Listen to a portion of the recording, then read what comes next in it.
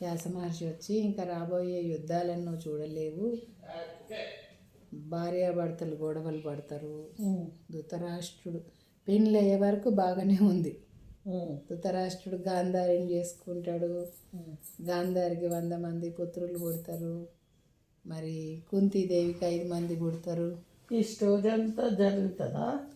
ఇదంతా వ్యాసుడే రాస్తాడు, వ్యాస మహర్షి. అయితే వ్యాస మహర్షికి ఇదంతా అర్థమై ఇక రాబోయే భవిష్యత్తులో వీళ్ళు గొడవ పడుతుంటే ఈమె చూడలేదు. ఎందుకంటే రాజమాత ఆమె సత్యవతి. మనవరాలు ముని మనవాళ్ళు అవుతారు వాళ్ళు. సత్యవతి కోడలు ఎవరు? అంబాలిక. వాళ్ళ పిల్లలు వీరు ఎవరు? ఈ ధృతరాష్ట్రుడు, పాండురాజు. ఆ పాండురాజు పిల్లలు కూడా ఉంటాడు. ఇంకోడు విదురుడు. విదురుడు ఎవరికి? మా దాసిపుత్రుడు. దాసిపుత్రుడైనా కూడా ఎన్నడూ కూడా ఆయనను కించపరచకుండా ముగ్గురు సమానంగా పెంచుతుంది. ఎవరు? పెద్దామె. అయితే రాజబుద్ధులు కూడా అట్లనే నేర్పిస్తాడు. ఎవరు? భీష్ముడు.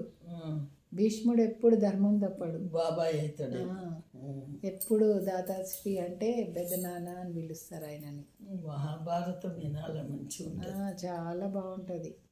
ఆయన భీష్ముడు ఏం చేస్తాడంటే పాండురాజుని, ధృతరాష్ట్రుణ్ణి, విదురుణ్ణి ముగ్గురిని విద్యలకు పంపిస్తాడు. విద్య నేర్చుకోవడానికి అన్నీ నేర్పిస్తాడు వాళ్ళకు. ఆశ్రమానికి పంపించి అక్కడ మళ్ళీ తీసుకొచ్చి